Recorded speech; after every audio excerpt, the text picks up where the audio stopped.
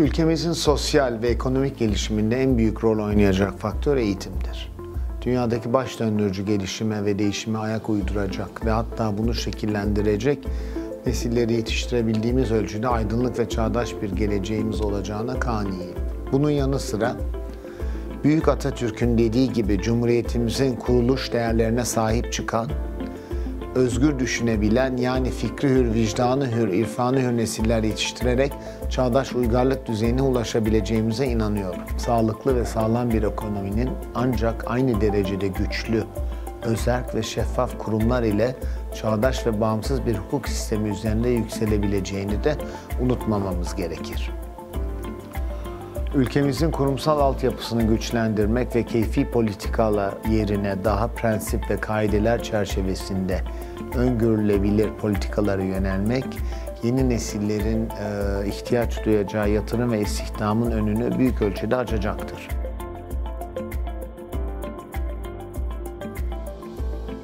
Geçtiğimiz aylarda İstanbul'da düzenlenen Dünya Enerji Kongresi'nde de altı çizildiği üzere daha bir süre fosil yakıtları kullanmak durumundayız.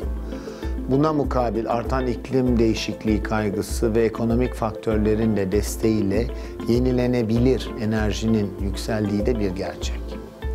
Bu noktada diyebilirim ki elindeki yeraltı ve yerüstü doğal kaynak kapasitesini en iyi kullanan ve bunlara yönelik etkin politikalar üreten ülkelerin gücü de haliyle artacak. Bence gücün en önemli bileşenlerinden biri de dijital teknolojilerin kullanımı olacak. Bugün yapay zekanın günlük hayata inmesini, nesnelerin interneti sayesinde ışıkların yanmadığı fabrikaları konuşuyoruz. Tüm bunlar 100 yıldır alışılagelmiş ekonomik düzenin ve temel üretim felsefesinin kökten değişmesine zemin hazırlıyor.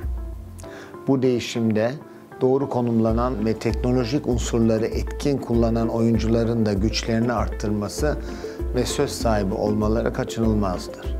Özetlemem gerekirse, gücün bileşenleri hard power'dan soft power'a doğru bir geçişe işaret ediyor.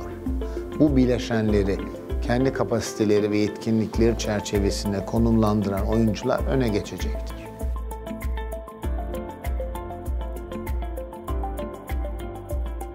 Gelecekte paranın yerine mutlaka farklı değişim araçları kullanılacaktır.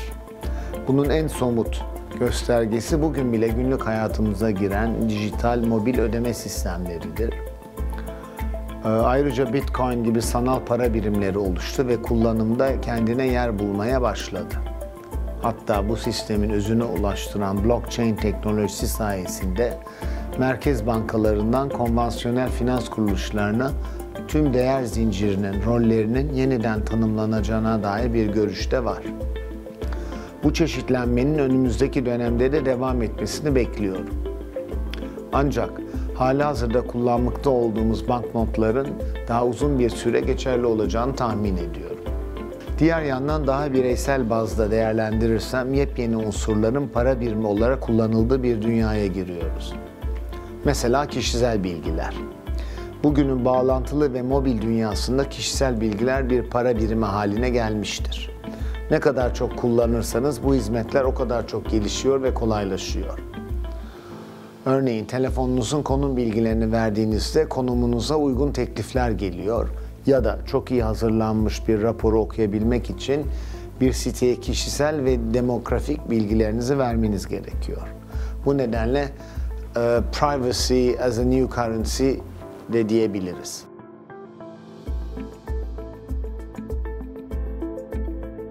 Rekabetin momentumu ve yapısı çok ciddi şekilde değişecektir.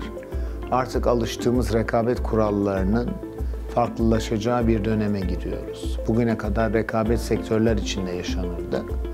Mesela bir otomobil üreticisi diğer bir otomobil üreticisiyle rekabet ederdi.